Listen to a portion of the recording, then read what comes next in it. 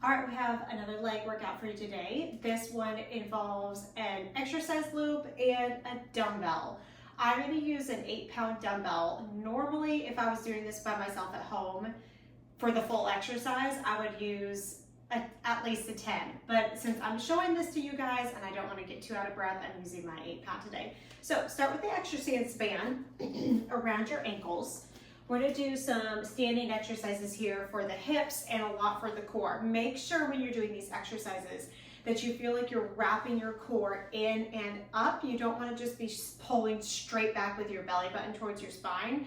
You want to feel like you've got this whole hammock area lifting straight up, and that's going to help give you that nice core control, make your abdominals stronger, especially those deep abdominals. So standing, if you need to hold onto a wall for balance, you can. I might do both just depending on showing you guys it. But first we're going to start with a lateral kick out to the side. So we're going to start with our left leg first. So balance with that right leg down on the ground. You're going to lift and lower that leg out to the side. So this is where you could hold on to a wall right here if you needed to. You want to feel this belly pulling in nice and tight to help stabilize you. That's going to help you with your balance. So when I kick out to the side, I'm kicking almost straight out to the side. It might be slightly back, but I'm not kicking back at all. It is definitely laterally out to the side. Good. And that belly, like I said, is going to help keep you balanced. You've got that wall there if you need it to. And the band resistance is going to make these exercises either a lot more challenging or a little bit easier. So definitely pick the right band resistance also. Okay, one more time. Going to switch to the other side. So balance on that left leg, lift and lower that right leg.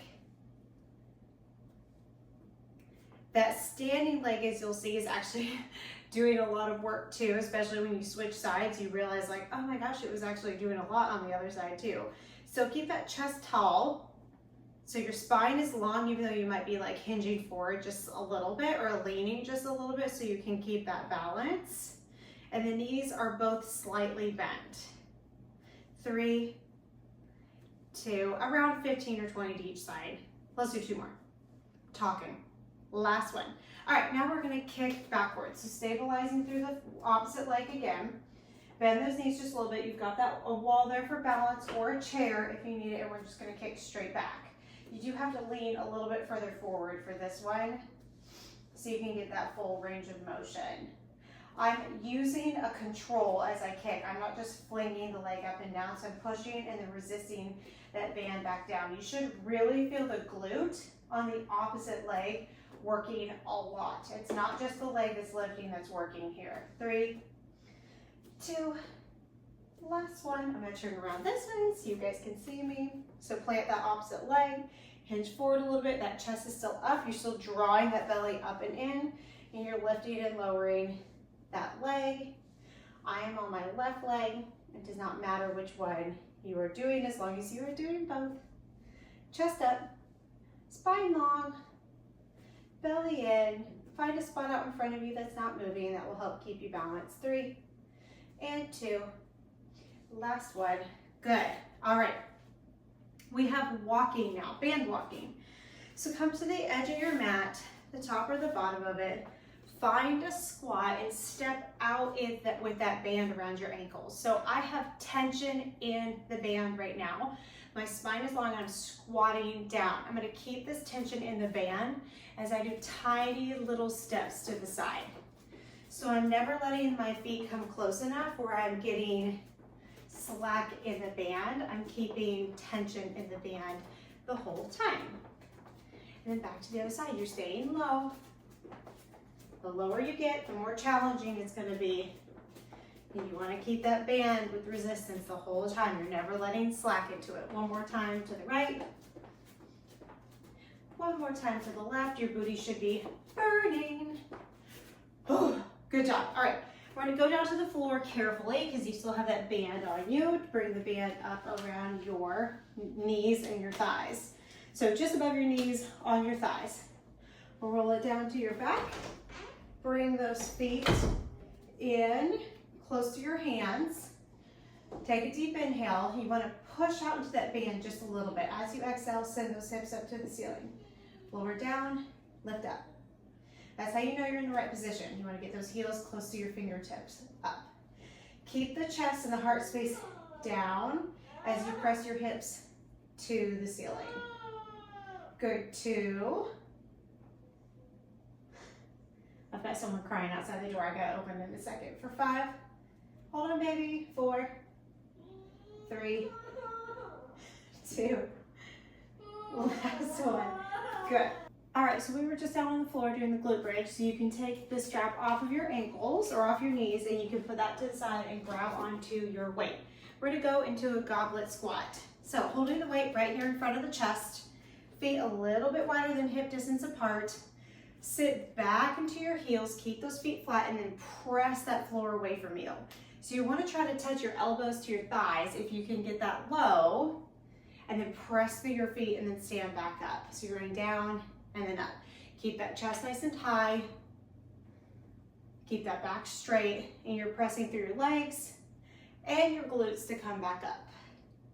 Give me 3, 2, 1 more time. Good. Now for a suitcase Romanian deadlift. So a Romanian deadlift looks like this. It's a long spine, feet are narrow. You're gonna bend those knees just a little bit, go down and squeeze your glutes and then come back up. For the single arm one, you're gonna hold it to your side like this. So nothing changes with what the lower or the upper body does, but since the weight is in one hand, it's gonna kind of shift the concentration to that one side. Now your goal is not to let your body actually shift to that one side. You want to use your abdominals and your glutes and your legs to keep your body straight and resist going over to where that weight is. So I'm going to go to the side here. So we're going to go down and then back up. Down and back up. So it's just a Romanian deadlift, but we're just doing one arm at a time. So you should feel that right side working a little bit more than your left side, whichever hand has the weight in it. Still keep the hand close to your body, okay? So it's just slightly outside of the leg, maybe even the front just a little bit. 2, 1 more time, and 1. Good, switching sides. Feet are narrow, spine is long, belly in. Take it down and then up. Down and then up. Your goal is not to get as low as you possibly can. Your goal is not to be able to touch the floor. The goal is to keep the back flat as you pull back up. So you're hinging at the hips here.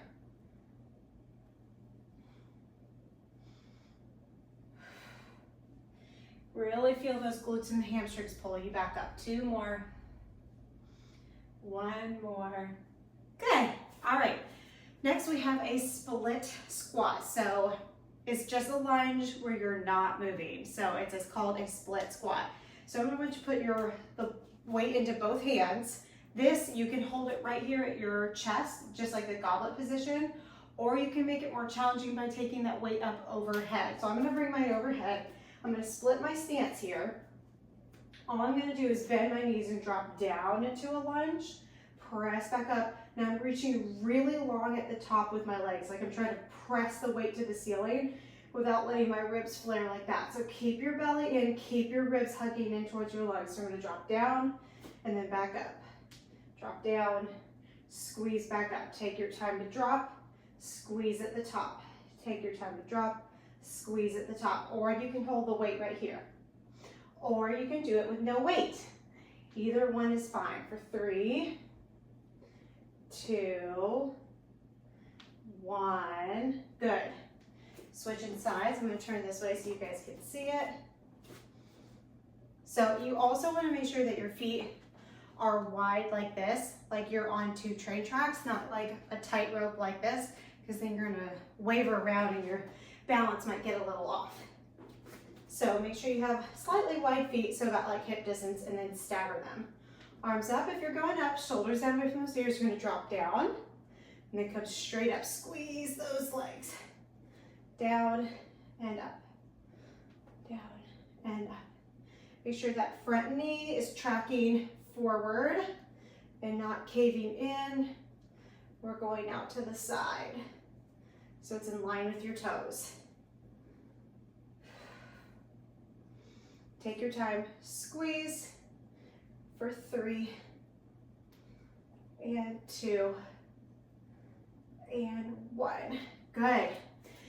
Nice job. So split squat. Now we're going into our side lunge. You can still hold on to the weight right here, or you can set the weight down, or you can add on weight. Any of that is fine. We're going to go to the side, step out the side squat, or lunge down, and then press back into the middle. Take it down, press back up to the middle, down, press back in the middle. Remember, you want to keep your toes and your knees facing forward, and you want to sit back with your hips towards the wall behind you. Your feet are flat. So don't let your feet lift up, and try not to let them do any like that sort of thing. For 3, 2, 1. The lower you go, the more challenging it's going to be. So find your challenge point. Out to the right, press back up. So really power up through that leg. Almost like you're trying to make yourself tip over to the left. Push up. Toes are pointing forward. For 3, 2, last one, and up. Good. All right, put that weight down.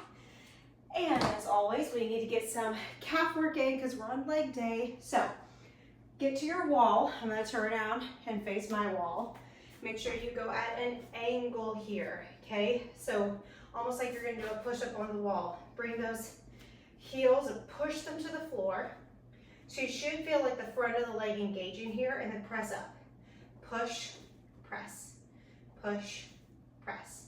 Shoulders stay down away from those ears, and your gaze is straight forward in between your fingers. Make sure you're pressing up evenly through the toes. You can always kind of peek down at them for a second. Up, and then push.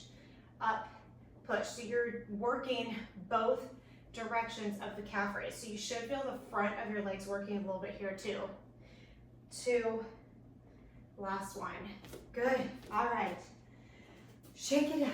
All right, so that was one of your leg days there, the first round. If you have time, please do 1, 2, 3 more rounds of that, and you'll just keep getting stronger and stronger.